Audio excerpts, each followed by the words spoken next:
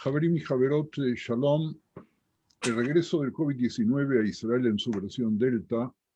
Solo hoy, lamentablemente, se sumaron 213 enfermos nuevos desde la madrugada, cuando hace pocas semanas el número no llegaba a la decena de contagios diarios, y la continuidad del COVID en muchos países nos invitan a seguir pidiendo por los enfermos para que se curen sin secuelas y a acompañar a las familias de quienes ya no están con nosotros. Pidamos también por el alma de las víctimas del desastre en Miami y por el consuelo de sus familias, y que ojalá puedan ser sepultados prontamente. Javerim y Ekarim, pocos valores son tan apreciados por nuestro pueblo como el Talmud Torá, el estudio de la Torá, y pocas culturas, si es que hay alguna, han asignado al aprendizaje de cualquier tipo, y mucho menos al dominio de los textos bíblicos y legales, el estatus que disfruta dentro de nuestro pueblo. Esta prioridad no es el resultado del intelectualismo judío. Todo lo contrario, es en todo caso la causa de este último intelectualismo judío más que su efecto. Su verdadera fuente es el papel que la ley y la tradición judía le han otorgado al Talmud Torá, el estudio de la Torá, lo que estamos haciendo en estos mismos momentos. Talmud Torá se ve axiológicamente como un valor independiente y como un medio para asegurar y enriquecer la existencia espiritual, tanto personal como colectiva. Comprometerse con la Torá por sí misma, lishma, es un objetivo primordial. No es necesario buscar su razón de ser haciendo referencias a otras categorías morales o religiosas. ¿Puede el estudio de que solo implica el contacto vivo con la palabra divina revelada y expuesta ser menos invaluable? Obviamente, este contacto normalmente también puede tener un valor instrumental en dos aspectos. Primero, el estudio proporciona el conocimiento necesario para la vida, incluso cuando profundiza el compromiso alágico. Lo vamos a ver también en la reunión de hoy. En segundo lugar, dado que el Talmud Torá permite a una persona dentro de ciertos límites adherirse a Dios, y eso tiene repercusiones morales, pasionales y pietistas. En un tercer nivel, el papel de Talmud Torá se concibe en términos cosmológicos y místicos, bordeando en algunas formulaciones hasta lo mágico. Desde esta perspectiva adquiere un significado cósmico continuo como un factor metafísico que afecta el tejido de la realidad, de hecho como aquello que sostiene la existencia misma del universo. El propósito principal del estudio de la Torá es sostener metafísicamente el universo y que nuestras mentes accedan a lo divino. Descubrimos que el objetivo de estudiar Torá es nada más y nada menos que estudiar, y mientras por un lado arraigamos en la mente lo aprendido y podemos aplicar sus consecuencias en la vida diaria, volvemos a leer los textos y creemos, inocentes que somos, que nadie pensó nunca de manera diferente. La creencia popular es que simplemente estábamos describiendo lo que todos siempre pensaron en lugar de originar algo nuevo y diferente. Hacer lo que se llama en hebreo el hidush, que era en definitiva el desafío que teníamos cuando éramos estudiantes en la yeshiva, poder aportar algo nuevo.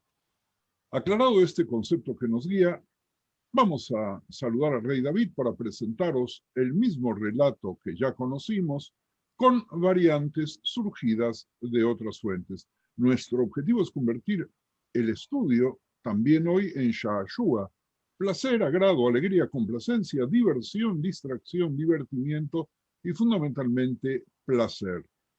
El profesor Avigdor Shinan descubrió un fascinante midrash llamado Amekiri, que fue editado en Provence en el siglo XIV, que deseo compartir con vosotros como aprendizaje y como Sha'ashua. El Yalkut Amekiri, con Jaf se escribe en hebreo y no con Kuf, reúne midrashim sobre los profetas menores y fue recopilado por Rabbi Makir Abba Ben Meri, que les puso fecha. Se supone que fue escrito en el siglo XIV y fue llamado Yalkut.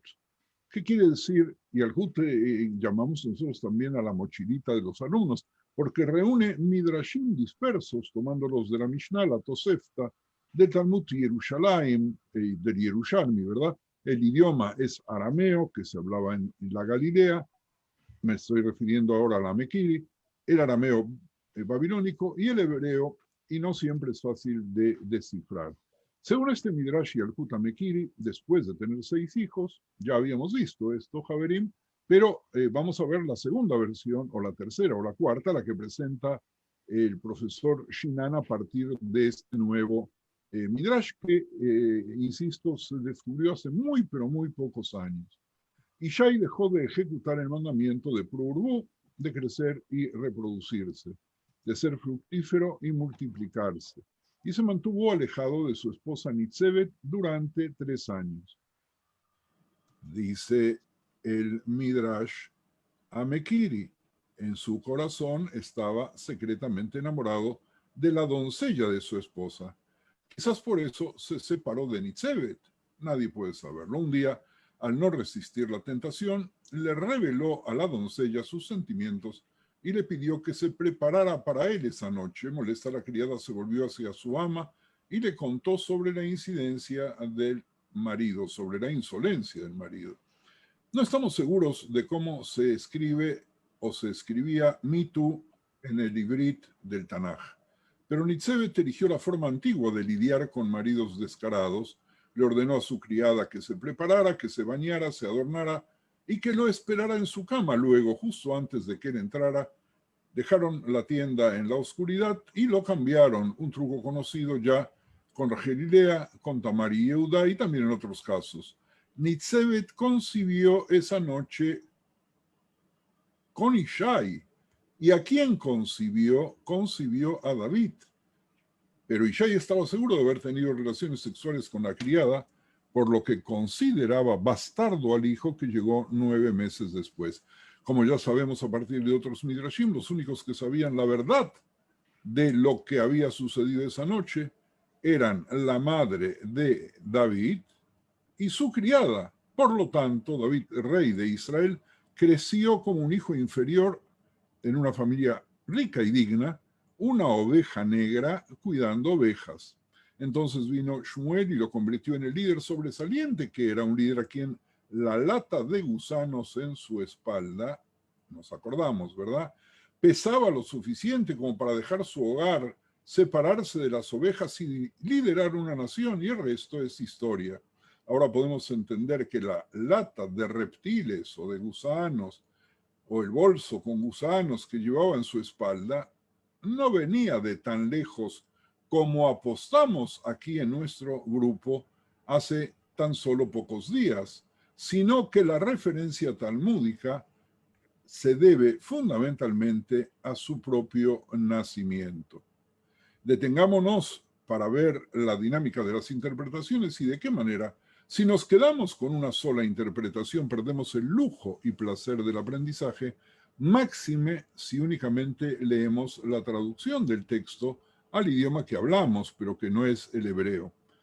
Varios versículos de los Teilim sirvieron a los Jajamim para escribir la biografía de David, viendo este libro como su propia autobiografía, describiéndolo como temeroso de Dios, como una persona muy amable, humilde, piadosa, profeta, estudioso de la Torá, filósofo y poeta. Incluso su mayor pecado con respecto a Bathsheba y a Uriah elitita fue descrito de tal manera que justifica la famosa afirmación. Quien diga, la vimos en otra versión. Insisto hoy, en estos momentos, Javerín, que lo que estamos viendo ahora ya lo vimos en otras versiones con variables a veces más grandes, a veces más pequeñas. Y la afirmación es: quien diga que David pecó simplemente se equivoca, tal cual como aparece en el Talmud de Babilonia en Shabbat 56a. En algunas semanas, con la ayuda de Dios, vamos a regresar al tema de las relaciones entre David y Bathsheba, viéndolo también desde una lectura femenina, porque hasta ahora nos hemos acostumbrado a ver el tema de las relaciones Bathsheba y David únicamente desde la lectura masculina. Algunas fuentes, en cambio, admitieron que David pecó, pero le atribuyeron un largo periodo de sufrimiento y arrepentimiento, disminuyendo así el impacto de su falta. La verdadera Hazara Bichuvá, el arrepentimiento tan judío, tan profundo, Fue su respuesta: vaya, vaya, elijamos su personalidad pecadora o aquella que se arrepintió. Volveremos a un David que puede ser nuestro ejemplo, por pecador o simplemente por haber tenido la grandeza, que es mucho más difícil, de poder haberse arrepentido profundamente de su error. Cuando nosotros seguimos cantando el himno que tiene una sola línea, David Melech Israel Hay Bekayam, David el rey de Israel está vivo y vigoroso, parece como si nos referimos a la imagen de un rey grande y glorioso, el conquistador de Jerusalén, que sentó las bases para la construcción del templo, el hombre a quien Dios prometió que él y sus descendientes gobernarían eternamente sobre la tierra, sobre el reino de Israel. Hablamos del dulce salmista de Israel, del ungido del Dios de Jacob, del dulce cantor de Israel, tal cual como aparece descrito David Melech Israel en el segundo libro de Shmuel 23.1, Naim Zmirot Israel, así como autor del libro de Teilim, pensador religioso y antepasado del Mashiach, si no acaso el mismo Mashiach.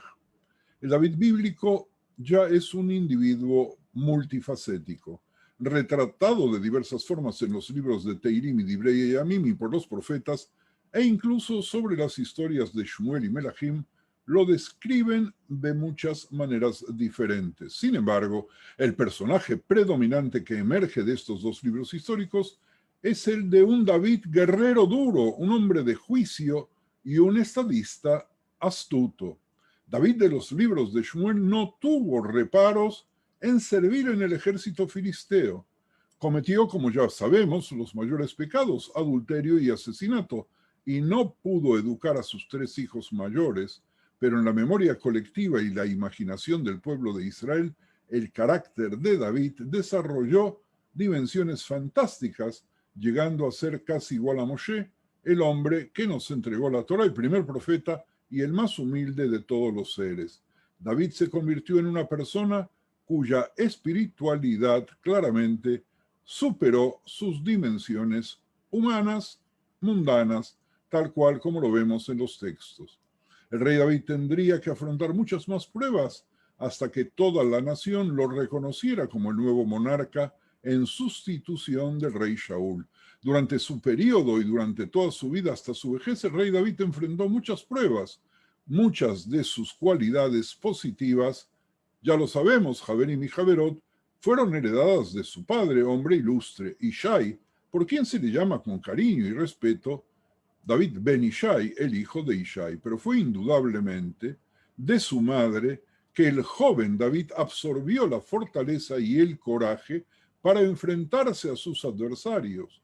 Desde su nacimiento y durante sus años más tiernos, fue Nitzevet quien, con el ejemplo, le enseñó la lección fundamental de valorar la dignidad de cada individuo y abstenerse de avergonzar a otro sin importar las consecuencias personales. Fue Nitzevet quien mostró una valentía y dignidad silenciosas pero estoicas frente a las penurias más graves. Es de Nitzevet que el rey David absorbió la fuerza nacida de una confianza interior para ignorar el trato insensible del mundo y encontrar consuelo en la comodidad del hacedor. Fue esta fuerza la que fortalecería al rey David para derrotar a sus antagonistas más acérrimos y a sus enemigos más traicioneros, mientras luchaba valientemente contra los guerreros más poderosos en nombre y en defensa de su pueblo.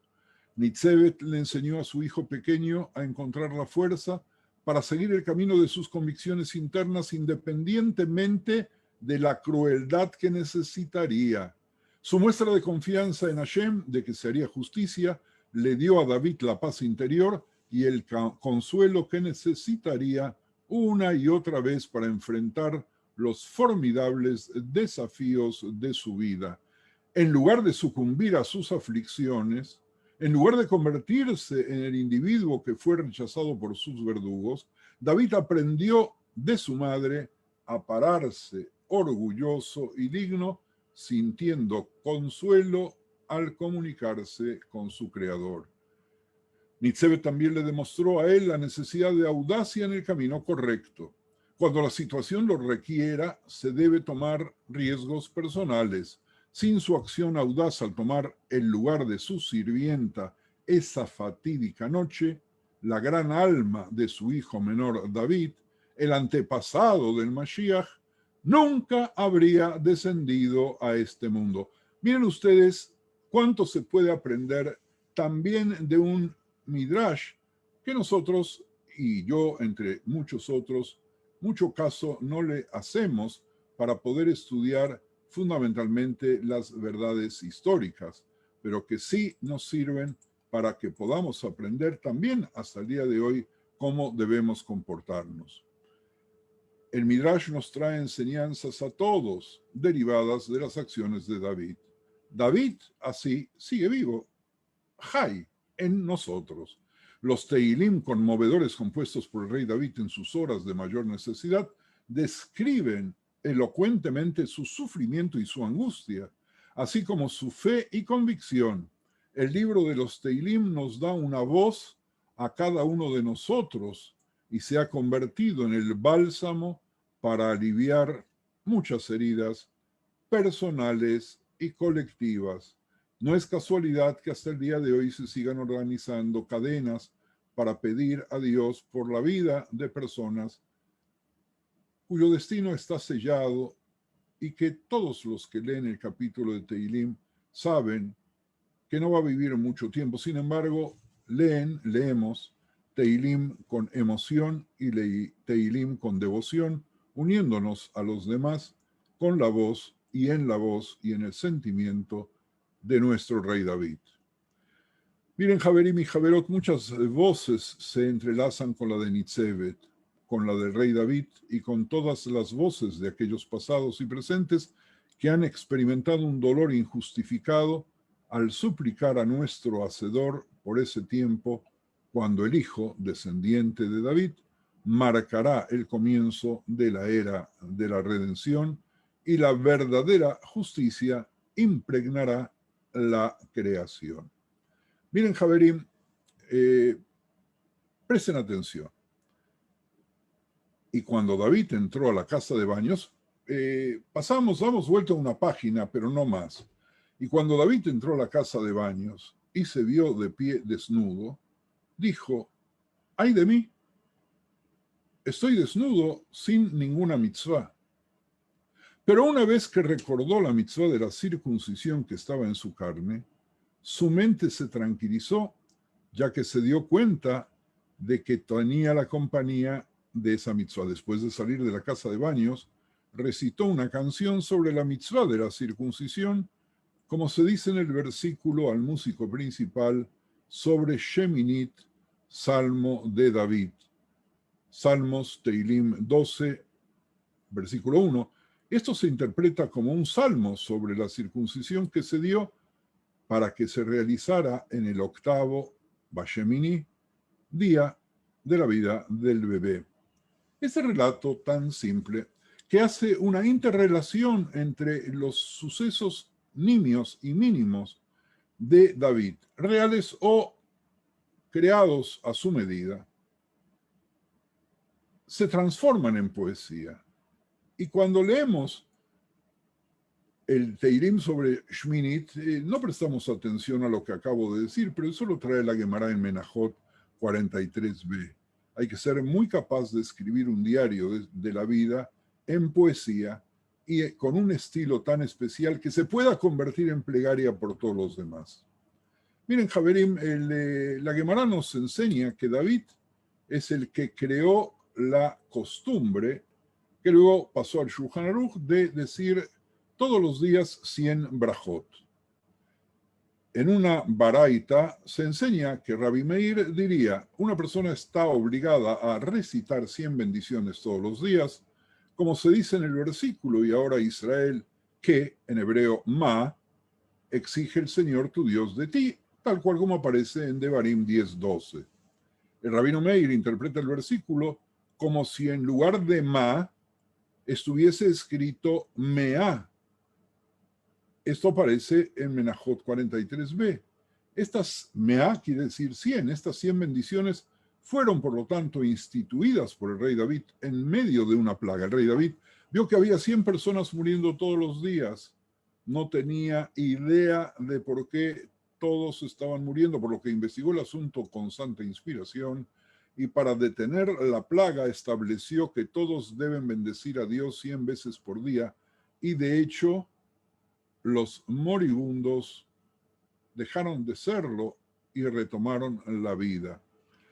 Miren ustedes, esta cita la tomo del Ben Ish Hai, gran rabino iraquí, relativamente cercano a nosotros en la historia, cuando escribió la introducción a la parashá Balak, que leímos este Shabbat último. Según el Ben Ish Hai, la bendición Ma Tovu o Aleja Yaakov de Bilán, cuán buenas son tus tiendas, que Bilán dijo, leímos ellas el último Shabbat. Ma, habíamos visto que Ma puede leerse Mea, ¿verdad? A partir de aquí, el Ben Ish Hai dice que Matobu de Bilán puede entenderse en este concepto. Bilán apreció que en medio de una plaga, el pueblo judío podría recitar 100 bendiciones todos los días, y esa fuerza espiritual hizo que Bilam nos bendijera en una relación muy interesante que no es nuestro tema hoy, ¿verdad? De saber si Bilam era realmente un profeta, si era un vidente, si era un mago, qué era y cómo con su ojo, con uno de sus ojos, por lo menos porque algunos dicen que eras ciego de un ojo, podría ver algunas cosas nuestras y de qué manera el Midrash nos junta a través de la Gemara a David Amelech con esto. Javerim, no pretendo entender la relación entre recitar bien 100 bendiciones todos los días y el cese de una plaga. Sin embargo, ¿cuántas cadenas se leen y se dicen textos de Teilim para llegar a más de 100 bendiciones por día? Así que algo de eso tiene que haber. Ahora, miren ustedes, este último Shabbat, casualidad de casualidades, leímos la Haftará del libro de Miqueas.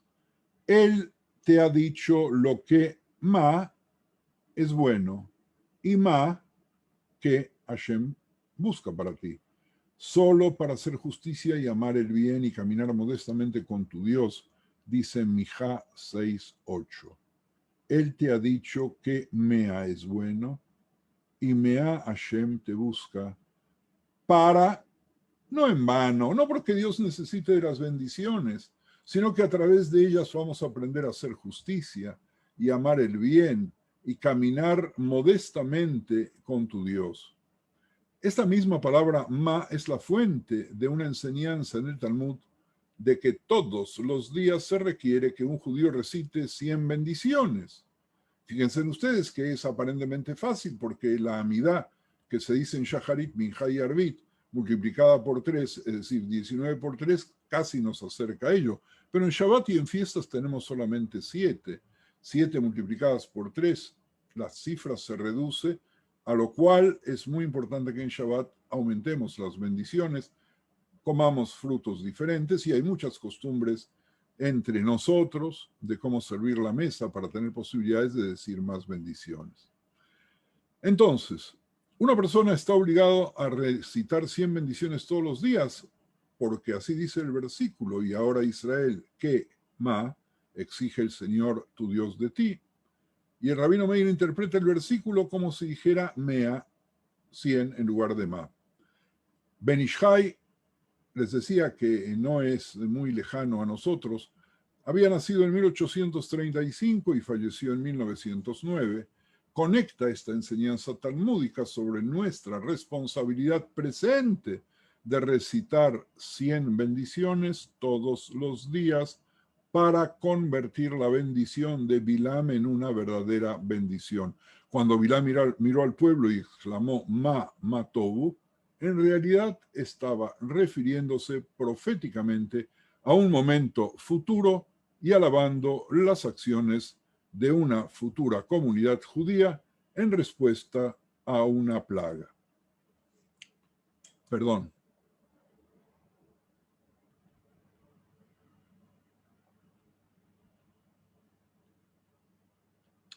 Ustedes recuerdan, Javerín, que al principio de este ciclo casi habíamos hablado entre las relaciones de David y Goliat. Y habíamos presentado variables basadas en el Tanaj, en el texto bíblico, que en su momento dimos las fuentes que ustedes pudieron ver, aunque también algunos midrashim y exégetas trataron de ver la identidad entre el aparente autor de la muerte de Goliat con David, pese a que aparecía con otro nombre. Recordemos que encontramos el relato de la historia de David y Goliat en el primer libro de Shmuel, capítulo 17. Los filisteos, enemigos férreos de Israel, habían desafiado a los israelitas a la guerra. Los dos ejércitos se posicionaron frente a frente en montes opuestos, en el valle de Elá de por medio, y esperaron. Por 40 días, Goliat, un gigante filisteo con una armadura impresionante, salió por la mañana y por la tarde a retar al pueblo de Israel con un tono bastante burlesco. ¿Para qué están ordenando sus filas para la batalla? ¿No soy yo un filisteo? ¿Y no están ustedes al servicio de Shaul? ¿Por qué no escogen a alguien que me enfrente, si es capaz de hacerme frente y matarme? Nosotros, los filisteos, les serviremos a ustedes, pero si yo los venzo y lo mato, ustedes serán nuestros esclavos y nos servirán. Primer libro de Shmuel, capítulo 17, versículos 8-9. Todo el ejército de Israel se sentía intimidado por el gigante, desde el rey Shaul hasta el soldadito más joven. Estaba en juego la libertad del pueblo. Las escrituras dicen que al oír lo que decía el filisteo, Shaul y todos los israelitas se consternaron y tuvieron mucho miedo.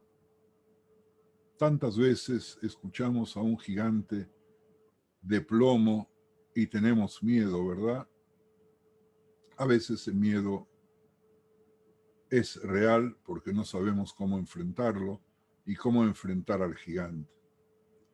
Recordemos que David era el menor de 8 hermanos y sus 3 hermanos mayores estaban ya en el ejército de Israel.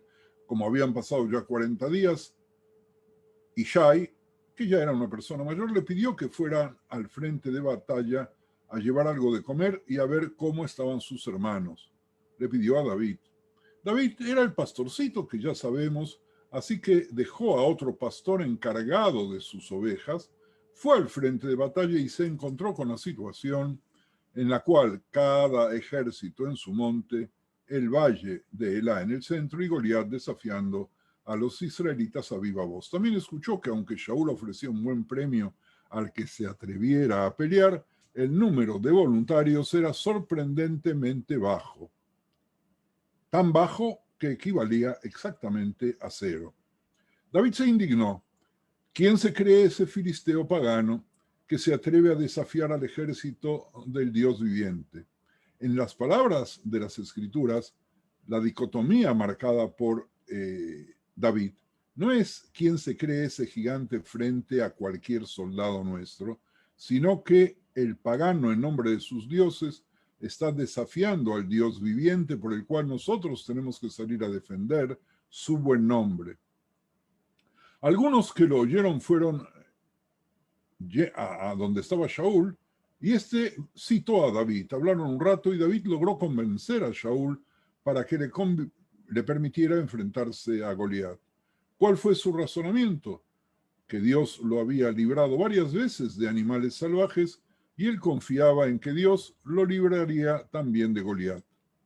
Shaul le presta una armadura, fíjense en qué hermoso relato, y la viste con ella, pero David se la quita porque no puede usarla. En cambio, toma un palo y recoge 5 piedras del arroyo para usar con su honda. Cuando David llega para enfrentarse a Goliat, Goliat se burla porque David era muy joven y dice que no era un perro al que golpear con palos y que entregará su carne a los pájaros del cielo y a los animales salvajes. David luego le dice que él va en nombre de Dios. Después de eso, Goliat corre hacia David y David corre hacia él. En ese momento saca una de las piedras que recogió, la pone en la honda. Yo sé que en algunos de nuestros países de habla española no se debe usar la palabra honda. Si alguno de ustedes me puede ayudar al término con la otra palabra que se me escapó, lo voy a agradecer. Bueno, sí, pueden escribirlo, pueden decirlo. Se llama tirachinas, pero... No era máquina china. Hay una palabra. No, tirachinas. En Costa Rica se dice resorteras. La resortera, ahí está, gracias. Hay otra palabra más, porque yo creo que en México no se dice resortera tampoco. Bueno, pero espero que todos sepan de qué va. La pone en la onda y en la En México sí se dice resortera. Perdón. Bravo, Reis, gracias. Se me fue. Bueno, entonces nos quedamos con resortera y onda. La pones en la onda o en la resortera y le arroja la piedra a la frente de Goliat y Goliat cae muerto. Cuando el cuerpo de Goliat cae, David termina su muerte y le corta la cabeza. Con Goliat muerto, los filisteos huyen asustados.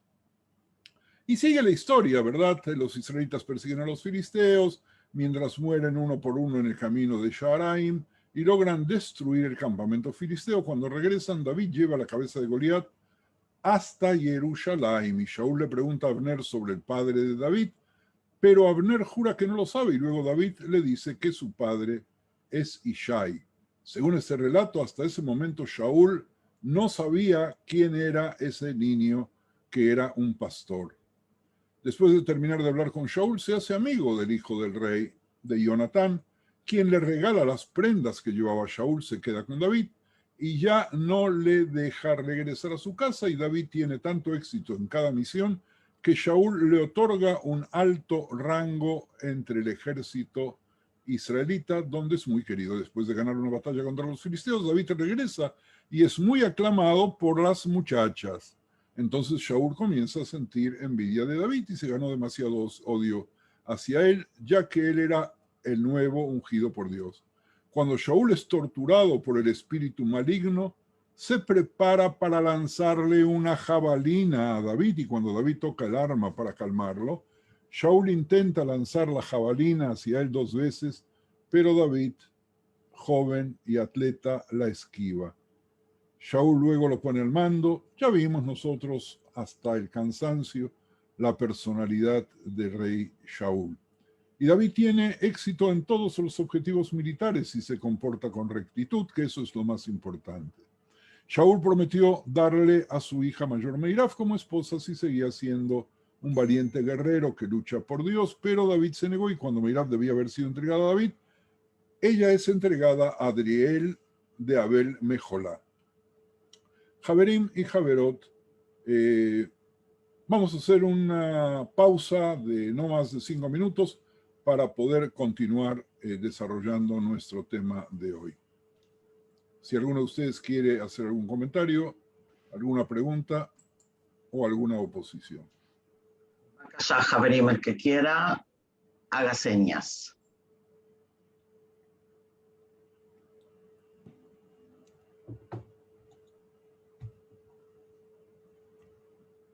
Si hay preguntas o comentarios.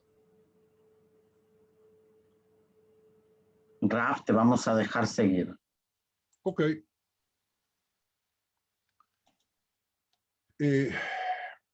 Miren, Javerim, miren, Javerot, debemos tener en cuenta que cualquiera sea el tema, nunca hubo una trama completa y consenso entre los sabios, y la personalidad del rey David no es una excepción.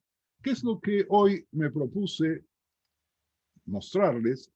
Y por eso abrí la reunión con esa pequeña introducción sobre el Talmud Torá. Si bien en la mayoría de las fuentes David es aclamado y elogiado, otras fuentes, Javerim, ya lo vimos y lo vamos a seguir viendo, porque recién ahora estamos empezando con David, otras fuentes expresan críticas cautelosas, dependiendo del creador de la tradición, de su tiempo, de su audiencia y de sus objetivos. Uno de los títulos del libro de los Teilim 16.1 contiene la expresión Michtam de David. Michtam de David, guárdame, oh Dios, porque en ti he confiado. Oh alma mía, dijiste a Hashem, tú eres mi Señor, no hay para ti, no hay para mí bien fuera de ti. Lo voy a decir en hebreo porque muchos de ustedes, al oírlo en hebreo, lo van a reconocer, porque en muchas comunidades suele decirse en el cementerio antes del sepelio. Michtam le David, shomreni el kijasiti bach. Amart li Lashem Adonai, ata tovati, amart Lashem Elokai, ata tovati bal aleja. Ligdoshim asher baaretz ema, veadirei kol hefzei bam. El Talmud de Babilonia interpreta este capítulo y básicamente la palabra Michtam de David con tres interpretaciones midrashicas. Y cuando aparecen tres interpretaciones midrashicas sobre una palabra, ¿qué pasa con la palabra? La palabra se vuelve oscura, porque entonces no sabemos cuál es la verdadera interpretación y qué es lo que se quiere decir. Entonces, la primera es un Michtam de David. David que era manso y perfecto con todos. Otra explicación de Michtam es su herida estaba entera, ya que nació circuncidado. ¡Wow! Momentito. ¿De qué estamos hablando? Estamos hablando de un aporte fantástico que aparece con otras personalidades, que el rey David nace circuncidado, por lo que, según la halajá hoy día, igual hay que hacerle, sacarle si sea una gotita de sangre, pero al carecer de prepucio no hay la circuncisión tal cual como nosotros la conocemos. Otra explicación de Michtam es, así como en su juventud se hizo pequeño en presencia de alguien más grande para estudiar la Torá, así fue él mismo en su grandeza. Eso nos dice el Talmud babilónico en Sotá 10b. La Gemara comenta, así está escrito, para el líder sobre Yonat Eilem Rejokim, Salmo Michtam de David, de Teilim 56.1. Rabbi Yohanan dice que el verso significa, desde el momento en que sus señales se distanciaron, se hicieron rejokim, se volvió como una paloma muda, Ioná y Lemet.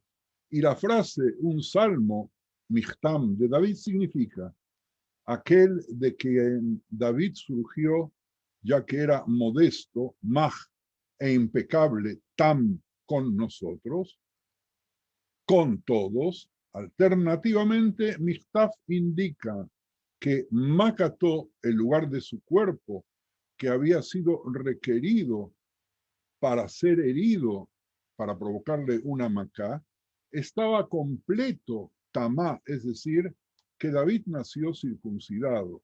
Alternativamente, Michtam indica que así como en su juventud, David se hizo pequeño frente a alguien que era más grande que él para aprender Torah de esa persona, así también se hizo grande y fue coronado rey, y todavía se comportó de esa manera, de modo que su modestia, maj, fue completa, tam, michtam, machtam, toda su vida. El primer intento de midrashizar la palabra michtam hace uso de una técnica bien conocida de dividir una palabra bíblica en dos o más palabras y volver a interpretarlas nuevamente. Se dice que el término poco común, michtam, que solo aparece en todo el Tanaj únicamente 6 veces y siempre en el encabezamiento de un salmo, es la combinación de dos palabras hebreas. Maj, que quiere decir modesto, humilde, y tam, inocente e ingenuo, actuando de buena fe, pura e incorrupta. David, dice el Talmud, no solo fue humilde con los hombres mayores y más sabios o con las palabras a las que veneraba, sino con todos los seres humanos. Según la segunda interpretación midrashica, David nació circuncidado, y la tercera afirma que el carácter modesto de David no cambió con el tiempo. Fue majestuoso, humilde a lo largo de su vida, actuando de la misma manera cuando ya era rey que cuando era un niño. En ese sentido, era tan inmaculado. Estas tres interpretaciones midrashicas de la palabra Michtam describen a David como alguien que posee rasgos fisiológicos y mentales únicos y como una persona dotada de una estructura especial. Y desde la perspectiva espiritual, el Talmud enfatiza la bondad de David hacia la gente en general y hacia sus maestros en particular. También se asume, como si esto fuera de conocimiento común, que David estudió Torá, un punto que abordaremos, si Dios nos permite, más adelante. La idea de que David nació circuncidado está diseñada para indicar que ya estaba destinado a la grandeza desde el vientre de su madre. La idea de que algunos bebés nacen circuncidados se repite en los escritos de los sabios en relación con otras figuras como Moshe, Yosef, Iov y el propio Mashiach. Destaca ello la alianza especial entre Dios y el niño que precede e incluso eclipsa la alianza, el Brit, con Dios, el pacto de la circuncisión.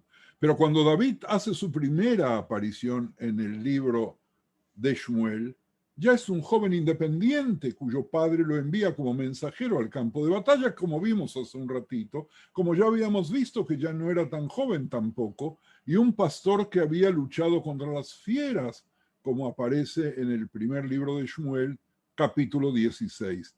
A diferencia de otros héroes bíblicos como Itzhak, Jacob, Yosef, Shimshon o Shmuel, las escrituras no nos hablan del nacimiento ni de la infancia del rey David, por lo que los sabios sintieron la necesidad de proporcionar los detalles faltantes. La tradición de que David nació circuncidado debe verse como una de las formas en la que los sabios intentaron hacer retroceder en el tiempo la introducción del rey David en la historia judía.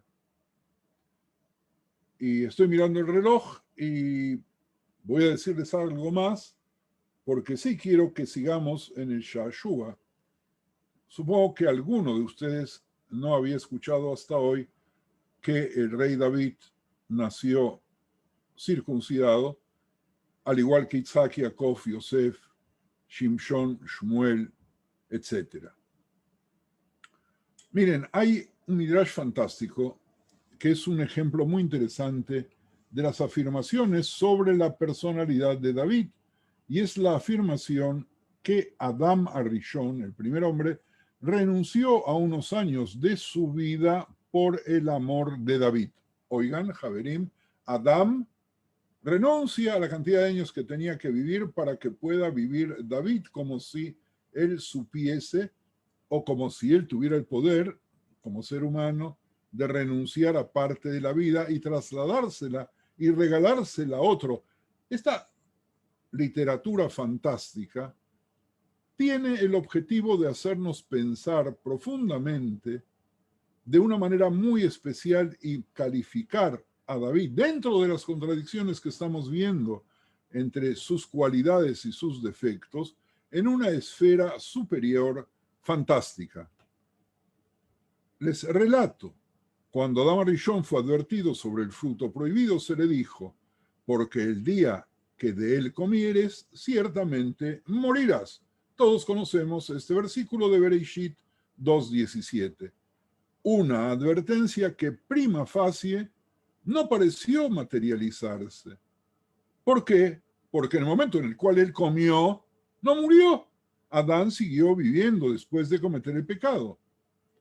Los Jajamim, que no aceptaron que las palabras de Dios fueran una amenaza vacía, explicaron que el día al que se refería Dios no era un día según la comprensión humana de este término, sino un día celestial del cual se ha dicho, porque 1000 años delante de tus ojos son como el día de ayer. El día de ayer que ya pasó, y como una de las vigilias de la noche que también ya pasó. Vean eso en Teilim 94.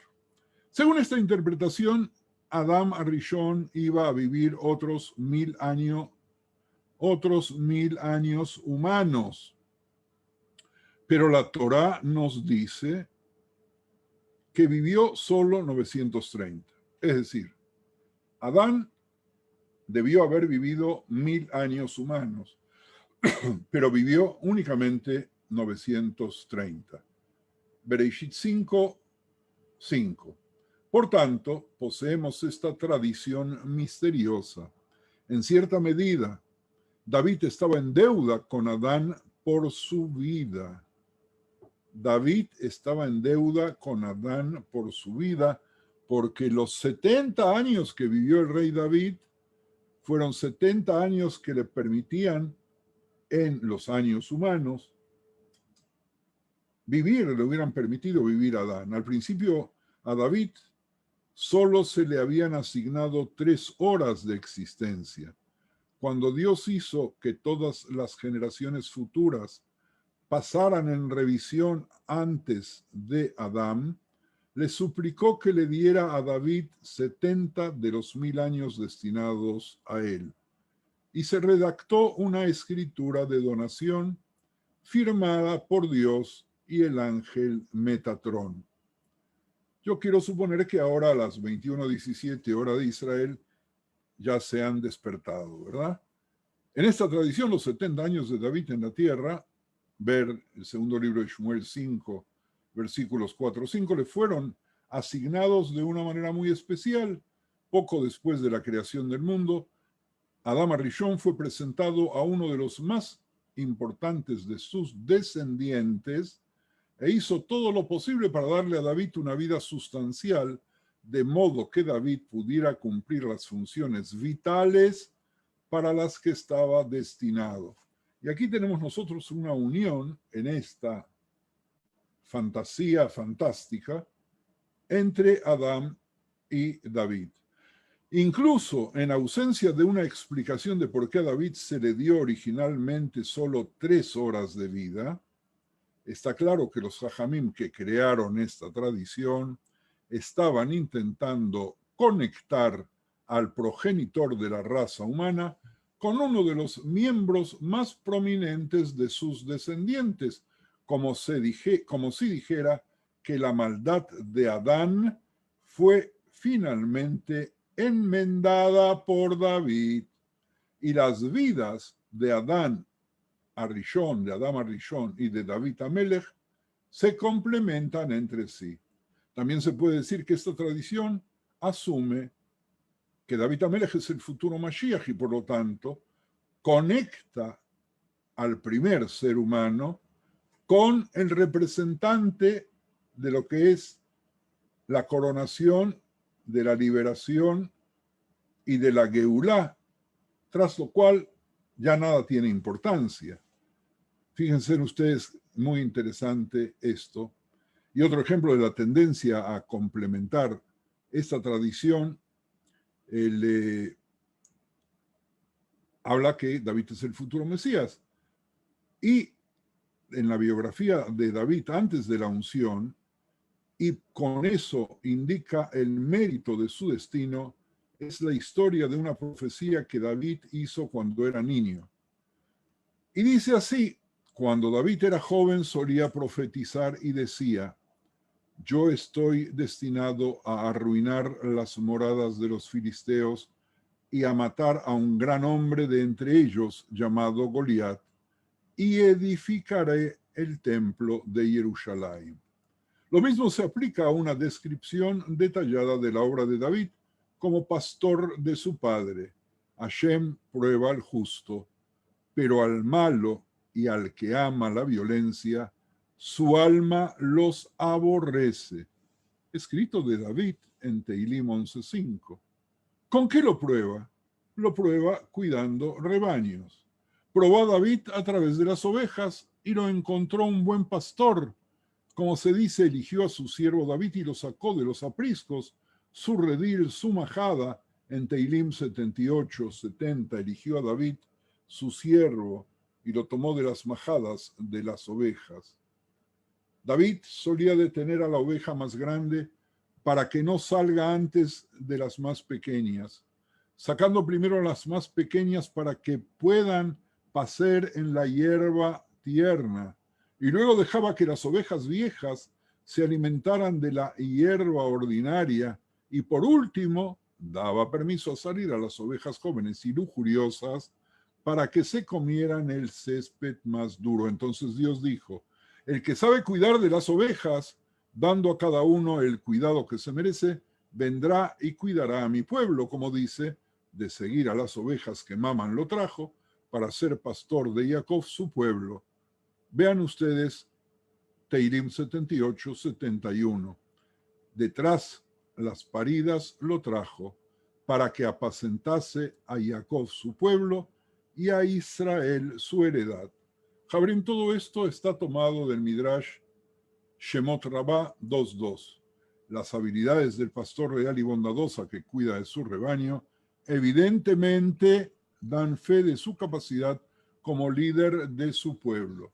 Y recordemos, Jabrim, lo que muchas veces se cuenta en el parvulario, en el jardín de infantes, que después de todo, ¿cuál fue la señal que le sirvió a Dios para poder elegir a Moshe?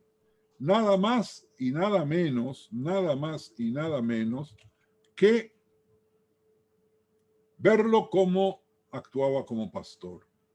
Y al ver de qué manera trataba a las ovejas, de qué manera las conducía, dedujo cuál era su grandeza. De ahí también que los Midrashim hagan un paralelismo entre nuestro querido Moshe Rabenu y nuestro muy querido David Melech Israel, Jai Vekayam. Ahora sí, Javerim, tenemos unos pocos minutos por si alguno de vosotros quiere hacer algún comentario. Adelante, por favor. Sí, Abraham, ábrete el micrófono, porfa.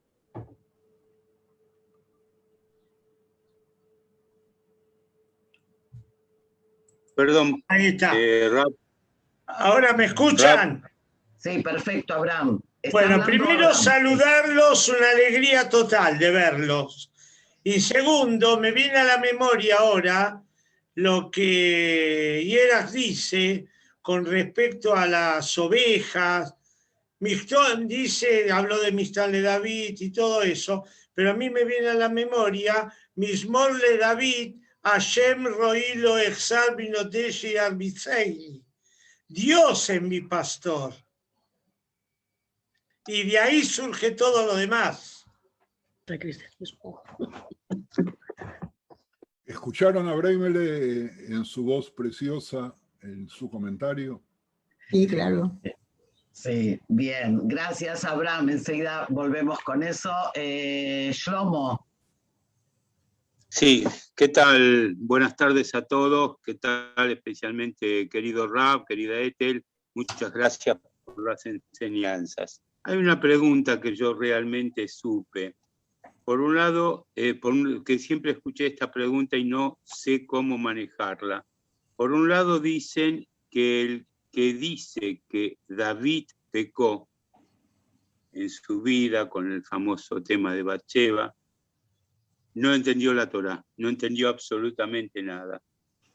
Y por otro lado está cuando se le presenta al profeta y le hace la pregunta de que ese famoso rey o ese rico que tenía todo el ganado posible y llegó a un pobre que tenía una ovejita sola y le sacó la ovejita para agasajar a su gente, David le dijo, tiene pena de muerte y ese sos vos. Entonces yo creo que por mi ignorancia, por favor, Dios no permita, no me cierra, ¿fuiste culpable o no fuiste culpable? Si fuiste culpable, no se puede decir David no pecó, Y si no fuiste culpable, el profeta no puede decir que ese sos vos y tenés pena de muerte. Por favor, si está dentro del tema de David, si no nos desviamos, y si es posible desasnarme un poquitito, le agradecería al querido Rab que quiera. Yo hoy hablé del tema, Shlomo, y dije, Por eso te pregunto. y lo vuelvo a repetir ahora, era pecador antes de la Teshuvá y se convirtió en una persona inocente después de la Teshuvá. Excepto alguno de los Javerim aquí presentes, que seguramente puede tener una respuesta mejor.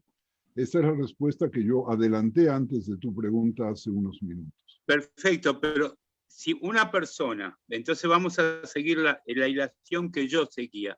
Hay una persona que fue pecador, hizo una teshuvá, nadie duda de la teshuvá que hizo David, que toda su vida fue diciendo yo pequé. Entonces no se puede decir que el que dice que David pecó no entendió la Torá. Claro, una cosa es no pecar, se interpretó mal, interpretamos de una manera y realmente fue otra, es un tema. Y otro tema es, pecó, pero hizo teshuvá. No, la teshuvá Shlomo borra, la teshuvá tiene la virtud, por eso dice no es... Pero borra, pero no deja, pero la acción estuvo, pecó, hizo teshuvá, limpió el pecado, pero el pecado no se puede desaparecer, las consecuencias del pecado, el que se está escrito también que el lugar que tiene un Baal Teshuvá no lo ocupan los atiquín más grandes. Lógico, el Baal Teshuvá no tiene valor incalculable, pero la pregunta mía, a lo mejor la expresé mal, apunta a otro lado. ¿Pecó e hizo teshuvá o no pecó? Si pecó e hizo teshuvá, pecó y después hizo teshuvá. Si no pecó, no pecó. Más profundamente, ¿cuál sería la interpretación de eso? ¿Puedo? Raf, ¿puedo? Sí. No, o sea, le contestas vos, pero yo, la pregunta de Shlomo creo que es muy importante, porque hay acá también un elemento educativo.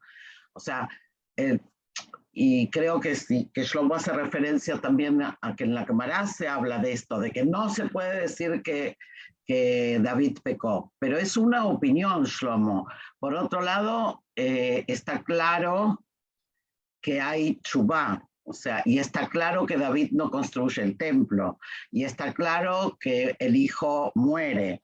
O sea, no hay duda de que David comete una transgresión, gracias por la palabra, comete una transgresión y paga por las consecuencias. O sea, el hecho de que la persona haga teshuvá no es borrón y cuenta nuevo. La pregunta que creo que está... Creo que la pregunta que está por detrás, Raf, si pudieras, tiene que ver con ¿de dónde viene esto de que los jajamim dicen no se puede decir que David pecó? Pedro levantó la mano, vamos a darle chance a Pedro. Perdón, ahí está también otra cosa. Que un segundito. Cuando él pecó con Uría merecía pena de muerte por haberle faltado respeto al rey, que después David no se la dio, se la hizo dar 30 años después al hijo Shelomó. Claro, pues eso también es un midrash para... Shelomó, vamos a dejar, estamos con muy poco tiempo, vamos a dejar a Pedro. A ver, Pedro. Hace varias semanas que no lo escuchábamos, que aporte su conocimiento. Gracias. Básicamente, el mundo que nosotros vivimos es solamente con una sola intención, de hacer el teshuvá por el pecado de Adam Arishon. Adam Arishon quería hacer teshuvá y Hashem le dijo que no te lo aceptó, se lo aceptó. Adam Arishon tuvo dos pecados. Hashem le aceptó pecado por uno y no pecado por el otro. Pero eso va a tardar mucho tiempo. La situación de hoy es redención del pecado de teshuvá de Adam Arishon.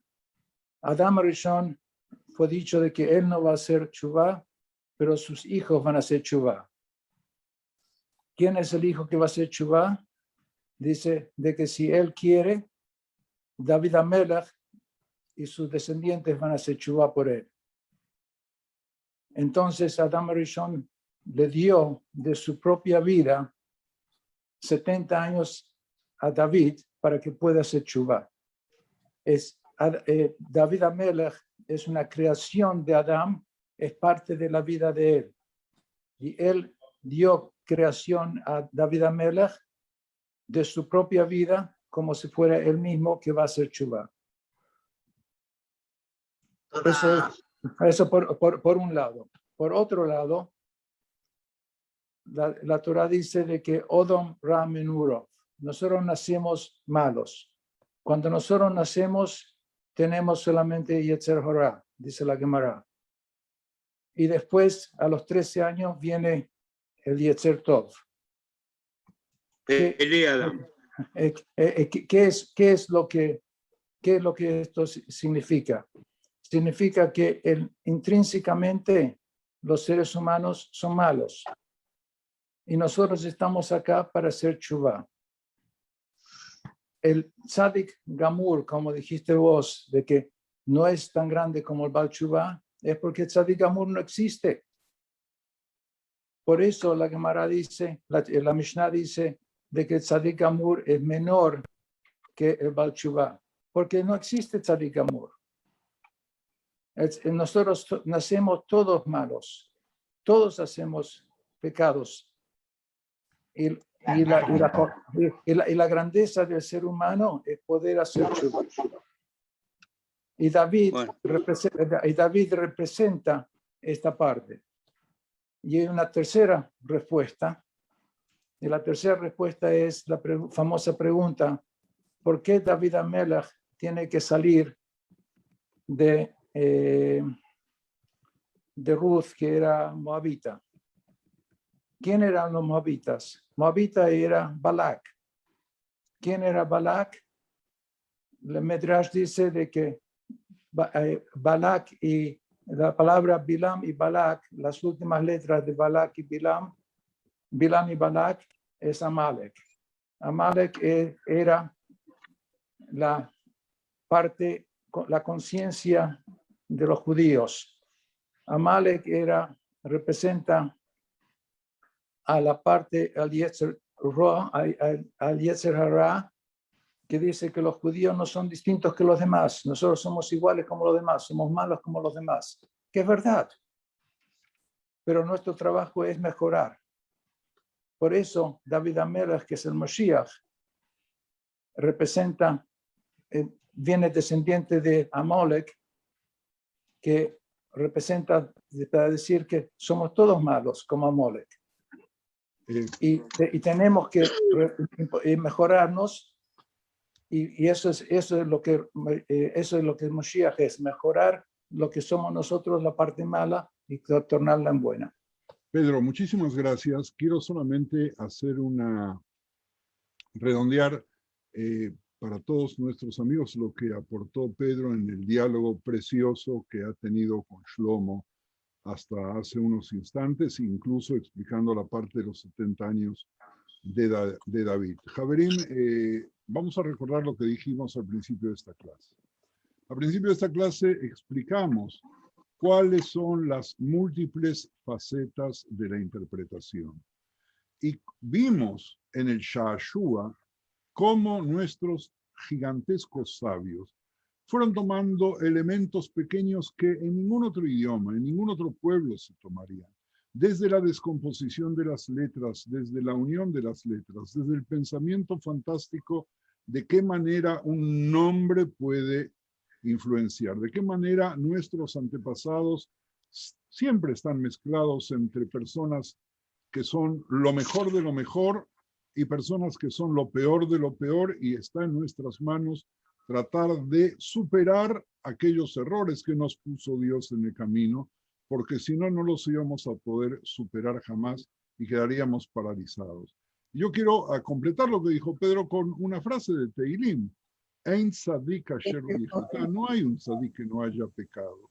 Es decir, no solamente, Pedro lo dijo en sus palabras, no existe el tzadik perfecto, pero está previsto. ¿Y por quién está previsto? Está previsto no más y nada menos que por el mismo rey David, que nadie como él sabe qué significó ir a las más profundas intimidades, casi llegar al centro de la tierra en sus caídas, y de qué manera se puede llegar a las máximas alturas, llegar casi a la presencia de Dios en el corazón, en el diálogo, en el descubrimiento y en el arte que tuvo en su poesía.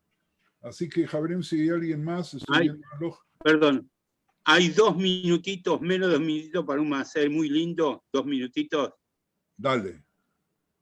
Había un rey, siempre un rey bueno, que se iba a ausentar por un año y quiso probar a sus 3 hijos, y le dio una botella de lo que según él era el licor, el elixir de la vida. Lo único que le pidió, que iba a tener un premio muy grande el que lo traía cerrado sin tocarlo. Pasó el año, vino un hijo y le dijo: señor rey, lo que usted me pidió lo hice, tome, no lo toqué. Como no, denle 100 monedas. Vino el segundo hijo, dijo: perdóneme, señor rey, el deseo fue más grande, empecé a probarlo y lo tomé todo, no merezco ningún premio.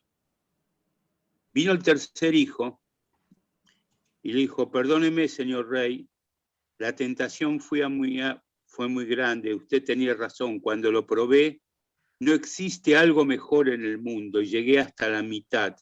Pero cuando llegué a la mitad de probarlo, que me lo quería recontra tomar todo, me di cuenta de su pedido. Entonces tapé la botella y acá le entrego la mitad. Perdóneme. Sale el rey y le dice: bueno, a vos te van a dar 1000 monedas. ¿Quién tiró la bronca? El primero. El primero dijo: ¿cómo? Yo cumplí 100% lo que vos me pediste, papá. 100%. Me das 100 monedas. Y al otro, que está bien, la devolvió, pero comió, tomó la mitad. ¿Le das tanto más que a mí? Y el rey le dijo, claro que sí. Vos cumpliste todo lo que yo te pedí, porque no lo probaste. El que lo probó y vio que era tan delicioso, tan rico, tan tentador, y con todo eso se pudo contener y retroceder y hizo teshuvá, merece mucho más que vos, que no tuviste ese y ese hará. Shlomo, muchísimas gracias. Para quien no conoce a Shlomo, Jorge Dayan, en Boca y Barracas, uno de los barrios más típicos de Buenos Aires, suele contarle cuentos a los niños de su CNIS. Y lo aman por esa razón y por muchas otras razones, pero particularmente por los cuentos que relata. Javerim, a todos muchísimas gracias. Ha sido un encuentro para mí muy fructífero, fructuoso. Cuídense mucho y que tengamos buenas noticias y mucha salud para los enfermos. Gracias, y Dios nos da vida y salud. Nos vemos la semana que viene. Y disculpen que nos hayamos pasado hoy unos minutitos del tiempo, pero creo que valía la pena. Gracias a todos. Amén.